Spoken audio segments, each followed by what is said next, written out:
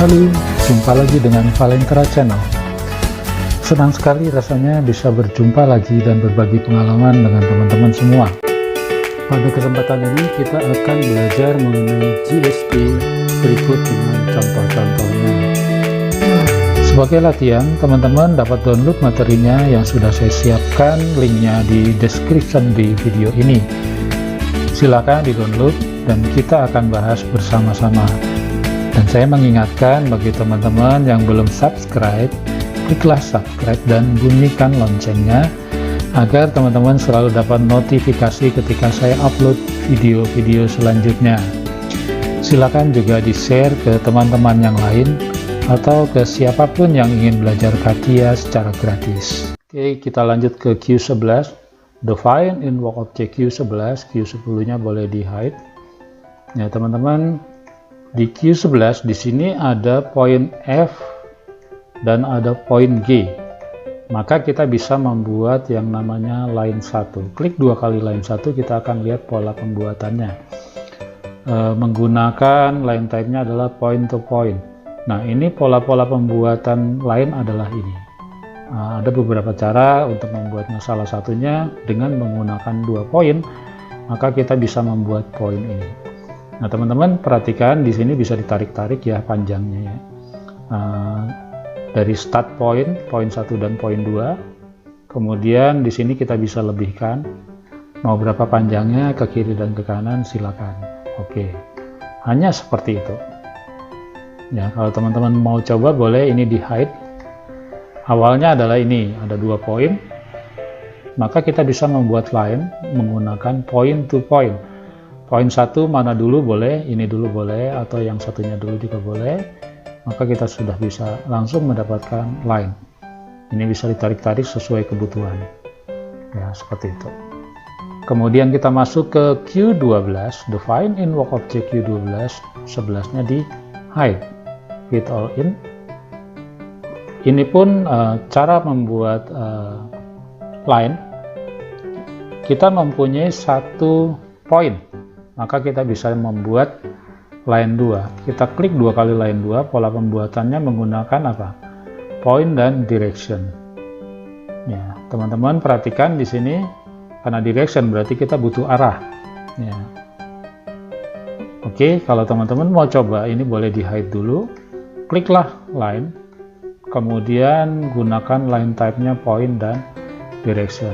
Poinnya mana? Poinnya adalah ini, point F.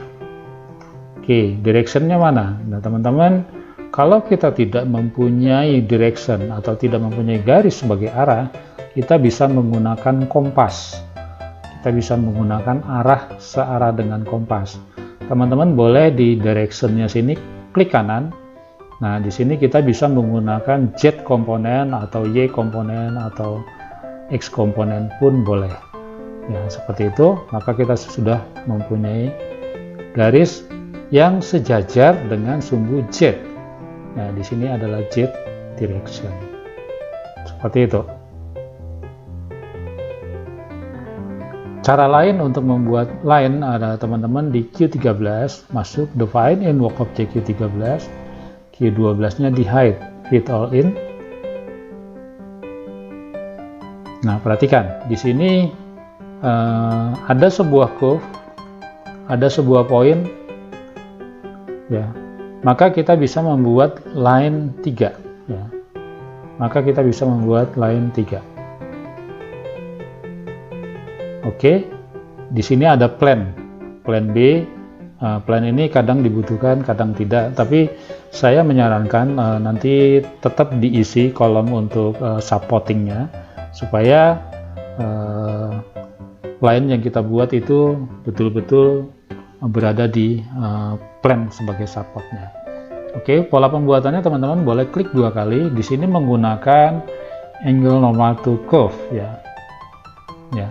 Jadi kita bisa membuat line yang menyudut terhadap sebuah curve yang tidak beraturan seperti ini.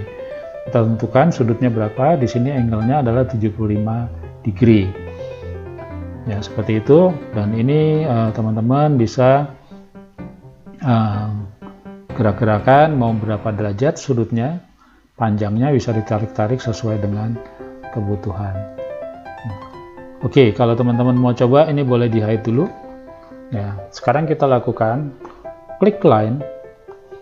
Gunakanlah line type-nya angle normal to curve. Curve-nya mana? Curve-nya adalah ini. Kemudian poinnya mana? Poinnya adalah ini. Nah, sudutnya berapa? Sudutnya nanti. Nah, teman-teman, kalau tidak diisi, supportnya dia akan default. Tapi ini saya menyarankan sebaiknya diisi sesuai dengan plan yang kita buat, yang sudah kita tentukan. Misalkan ini plannya, plan B ya. Maka kita bisa membuat sudut, membuat garis dengan sudut tertentu seperti ini. Ya, silakan tentukan sudutnya mau berapa derajat. Biasanya yang sering terjadi kita harus membuat sudut yang 90 derajat. Ini paling sering digunakan. Yang tegak lurus terhadap dari si curve-nya itu. Preview. Nah, seperti ini. Maka jadilah line 51. Teman-teman perhatikan sini line 51. Ini adalah line yang barusan kita buat. Ya. Kita lanjut ke Q14. Define invoke object Q14. Q13-nya di hide. Oke, fit all in. Cara lain untuk membuat line adalah membuat garis seperti ini. Misalkan di sini ada sebuah surface ya. Teman-teman di sini ada poin, maka kita bisa membuat line 4 ini. Bagaimana caranya? Teman-teman klik 2 kali line 4-nya. Maka kita lihat pola pembuatannya dengan menggunakan line type-nya adalah normal to surface. Tegak lurus terhadap surface. Nah, surface-nya tidak beraturan, bagaimana mungkin tegak lurus? Ya, karena dia hanya merupakan sebuah garis, maka yang diambil tegak lurusnya adalah dari si titiknya atau si poin tersebut. Ya, seperti itu. Oke, kalau teman-teman mau coba boleh ini di hide. Ya, sekarang kita buat line. Gunakan polanya menggunakan normal to surface. Surface-nya mana? Surface-nya adalah ini. Poinnya sudah ada, poin H. Nah, maka automatically kita akan bisa membuat garis. Nah, yakin bahwa ini pasti akan tegak lurus terhadap dari si surface-nya di titik tersebut, tegak lurusnya. Seperti itu. Lanjut ke Q15, define invoke object Q15, Q14-nya boleh di hide. Cut, fit all in. Cara lain untuk membuat garis adalah seperti ini teman-teman. Misalkan kita mempunyai dua garis yang garis center ini ya, ada line 1 dan line 2, maka kita bisa membuat line 5 di sini.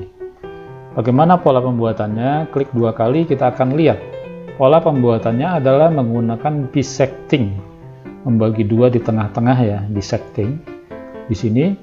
Di sini ada line 1, line 2, mana dulu yang diklik tidak masalah.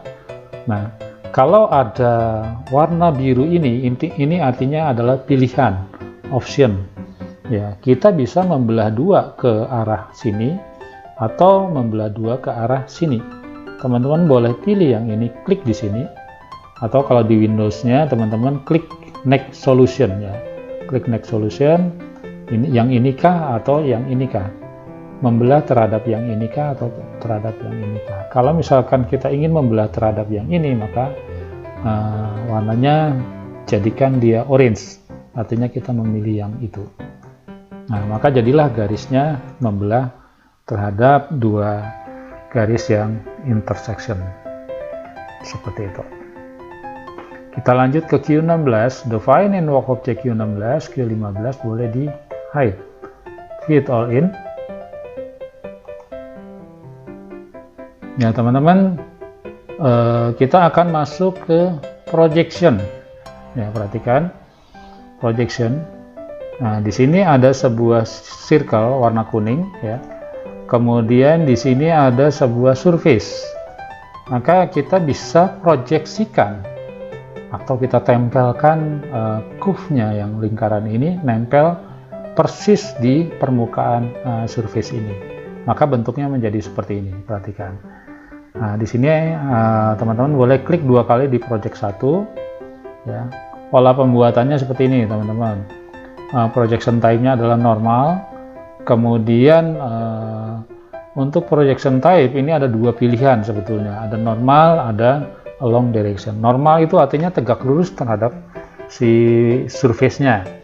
Nah, kalau along direction artinya kita arahkan terhadap satu direction atau satu arah, seperti itu.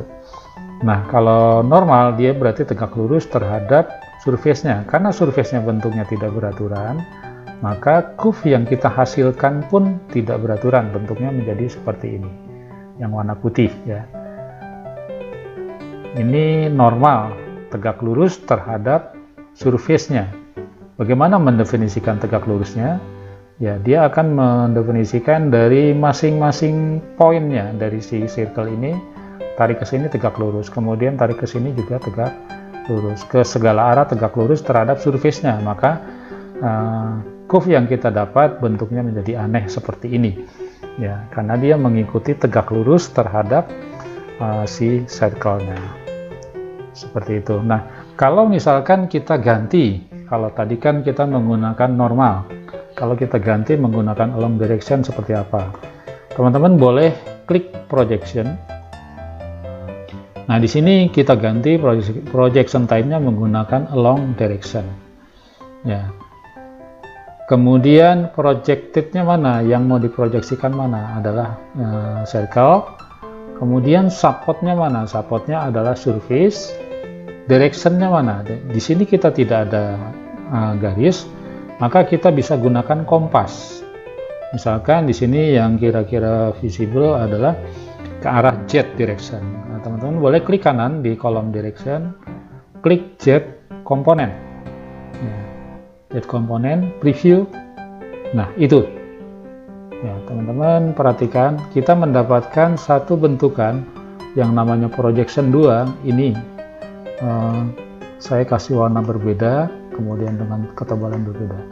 Nah, curve yang berwarna cyan ini adalah hasil projection tapi menggunakan Z direction atau Z komponen. Ya, sejajar dengan sumbu Z, maka hasilnya seperti itu. Nah, kalau yang berwarna putih ini tadi adalah normal atau tegak lurus terhadap surface-nya. Seperti itu. Baik, teman-teman, sampai di sini dulu pembahasan kita. Dan kita akan lanjutkan pada video-video selanjutnya. Saya mengingatkan bagi teman-teman yang belum subscribe, kliklah subscribe dan bunyikan loncengnya agar teman-teman selalu mendapat notifikasi untuk video-video selanjutnya. Terima kasih, sampai jumpa. Alright.